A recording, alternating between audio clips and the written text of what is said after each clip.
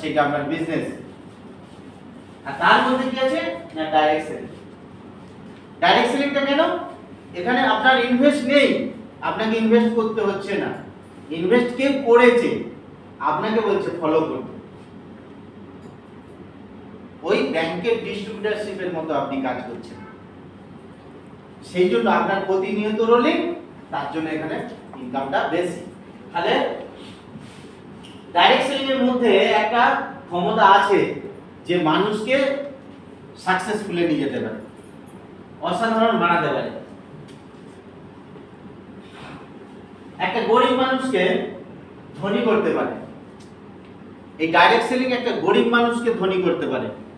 Others যে কোনো জায়গাতে আপনি যদি দেখেন যে সব জায়গাতে ইনভেস্টের ব্যাপার আছে, এখানে তো ইনভেস্টের ব্যাপার নাই, তার ইচ্ছার মধ্যে হবে। ধরুন যে কোনো গরিব মানুষের 1000, 2000, 3000 বাড়ির জিনিস কেনাকাটা করতেই হয়, চালাতে গেলে পরিবার, পেটে বেঁচে থাকতে গেলে। তাহলে সেই জিনিসটাকে যদি আমি ব্যবহার করি, আর বাকি কাজটা কি? Promotion, mouth publicity. প্রত্যেকটা কাজেই মাউথ পাবলিসিটি আছে। একটা রাজনেতা যদি সে প্রচার করতে না বেড়ায়, তাহলে তার গদি নিয়ে যুদ্ধ হবে না। গদি কে পাবে? যার প্রচারের মধ্যে দম থাকে, লোক যাকে বেশি ভালোবাসবে। তাহলে ডাইরেক্ট সেলিং নেটওয়ার্ক ও পাউচ বানাচ্ছে।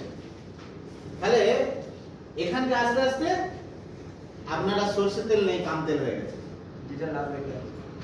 সেই কারণেই ওখানে কোনো প্রোডাক্টের উপরে গ্যারান্টি লেখা নেই। আর যদি দেখা যায় যে ডাইরেক্ট সেলিং ইন্ডাস্ট্রি বহু সারা কোম্পানি আছে, ওই একই ম্যানুফ্যাকচারিং থেকে মাল নিচ্ছে, আলাদা কোথা থেকেও নেই, একই ম্যানুফ্যাকচারিং থেকেই মাল নিচ্ছে অনেক কোম্পানি আছে। আমরা তো লাকি আছি যে মোদিকের তার নিজস্ব অনেক কোম্পানি আছে, তারা সেখান থেকে মাল তারা দিচ্ছে। মার্কেটে কি নেই? মার্কেটেও আছে, আলাদা নামে আছে। তাহলে সেই প্রোডাক্টটা এখানে আপনাকে রিটার্ন করার একটা সুযোগ দিল আলাদা আলাদা রূপে। সেটা কি আমি দেখে নেব আগে। যে তো সেখানে কি করছে, আপনাকে কাস্টমার রাখছে না, আপনাকে বলছে আমি ডিস্ট্রিবিউটর দেব। মার্কেটে ডিস্ট্রিবিউটরশিপ নিতে গেলে কত লাখ টাকা খরচা আছে? বহু টাকা খরচা আছে না? সেখানে ইনভেস্ট করতে হবে, তাতে আবার রেজিস্ট্রেশন করতে গেলে লাখ লাখ টাকা খরচা আছে। রেজিস্ট্রেশন করতেই হবে, ডিস্ট্রিবিউটরশিপ রেজিস্ট্রেশন সব জায়গায় করতে হবে। তো এখানে আপনাকে কাস্টমারকে একটা বলছে আপনি ডিস্ট্রিবিউটর হয়ে যান, তাহলে আপনাকে ওই 70% টাকাটা রিটার্ন করতে পারবো আলাদা আলাদা রূপে। তাহলে সেই হিসাবে লঞ্চ হয়েছিল 1996 সালে। এই সিস্টেমটা লঞ্চ হয়েছিল 1996 সালে। আর 1996 সালে আজকে 2025, কত 29 বছর রান করছে ভারতবর্ষের সবথেকে লার্জেস্ট কোম্পানি